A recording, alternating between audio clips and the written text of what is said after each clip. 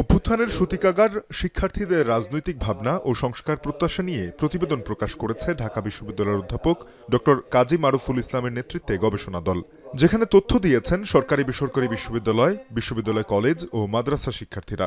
গবেষণায় ২০০০ শিক্ষার্থীর প্রায় ৫৩% মত দিয়েছেন আনুপাতিক নির্বাচন পদ্ধতির পক্ষে, আর ৪৯.৭% শিক্ষার্থী চান মিশ্র পদ্ধতি। ইলেকট্রাল সিস্টেম, এটা প্রায় ৫৩% শিক্ষার্থী মনে করেন যে এটা ইন্ট্রোডিউস করার প্রস্তাব তারা করেছেন। Introducing mix system, combining both system, সেটার কথা বলেছেন প্রায় ৫০%। সেমিনারে অংশ নেন ঢাবি অধ্যাপক, শিক্ষার্থী ও বিশিষ্টজনরা। আলোচনায় বক্তারা সুশাসনের ঘাটতি, বিভিন্ন প্রতিষ্ঠানের গণতন্ত্রহীনতা, গোষ্ঠী সুবিধা চর্চার জরুরি সংস্কারের প্রয়োজনীয়তা তুলে ধরেন। দাবি ওঠে রাজনীতির সকল ক্ষেত্রে নারীর অংশগ্রহণ বাড়ানোর।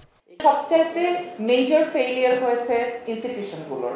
তার মানে আমরা যে কোনো একটি, এটা বিশ্ববিদ্যালয় হতে পারে, এটা দুদক হতে পারে, এটা হাইকোর্ট হতে পারে, সেখানে নিয়ম কি মানা হচ্ছে কিনা, নাকি নিয়মের চাইতে রাজনৈতিক পরিচয় কিংবা অন্যান্য যে পরিচয় রয়েছে সেই পরিচয়টাই গুরুত্বপূর্ণ হয়ে উঠছে।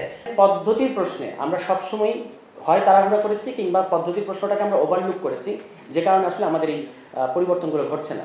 সেমিনারে শিক্ষা সংস্কারে সরকারের উদাসীনতায় উদ্বেগ জানান জাতীয় ঐকমত্য কমিশনের সদস্য ডক্টর ইফতেখারুজ্জামান। কমিশনের আরেক সদস্য ডক্টর বদিউল আলম মজুমদার বলেন, অভ্যুত্থানের মতোই সংস্কারের দাবিতেও সোচ্চার থাকতে হবে। টেক্সট বুকের যে প্রচ্ছদ বাতিল করা হয়েছে একেবারে বহুত্ববাদ বিরোধী মহলের চাপে, এটা কিন্তু কোনো ইতিবাচক দৃষ্টান্ত অন্তত অন্তর্বর্তীকালীন সরকারের কাছ থেকে আমরা সেটা আশা করিনি। সেটা হয়েছে, তার মধ্যে সীমাবদ্ধ নয়। আমরা এখনো পর্যন্ত বাস্তব অর্থে কোনো ইতিবাচক পদক্ষেপ দেখছি না শিক্ষা খাতের সংস্কারে। যারা প্রাণ দিতে প্রস্তুত ছিল তারা যদি কি জন্য প্রাণ দিতে প্রস্তুত ছিল? তোমরা কি শুধু শেখ হাসিনাকে নিরানোর জন্য? হ্যাঁ, অবশ্যই শেখ হাসিনা একটা জগদ্দল পাথর ছিল, একটা ওই যে কি বলে ক্রিমিনাল এম্পায়ার সৃষ্টি করেছিল নিঃসন্দেহে, এবং তার বিতাড়িত হওয়া দরকার। কিন্তু যেই কাঠামো, যেই ব্যবস্থাপনা তাকে স্বৈরাচারী ফ্যাসিস্ট করেছে, সেটা যদি টিকে থাকে। আয়োজনের প্রধান অতিথির বক্তব্যে আইন উপদেষ্টা ডক্টর আসিফ নজরুল বলেন, রাজনৈতিক সদিচ্ছা না থাকলে বড় পরিবর্তন সম্ভব না। কিছু সংস্কারে রাজনৈতিক দলের মত নেই বলেও মন্তব্য করেন তিনি। কোনদিন আমার কাছে কোনোদিন মনে হয় না আমি বাংলাদেশে এমন একটা দল সংগঠন দেখলাম যারা নিজেদের ব্যক্তি এবং গোষ্ঠী স্বার্থের উপরে উঠতে পারে। আমি কাউকে দেখি নাই। কিছু সংস্কার আছে যেটা রাজনৈতিক দলের ক্ষমতা ভাগাভাগির প্রশ্ন, সেগুলিতে তারা খুব সেন্সিটিভ থাকে।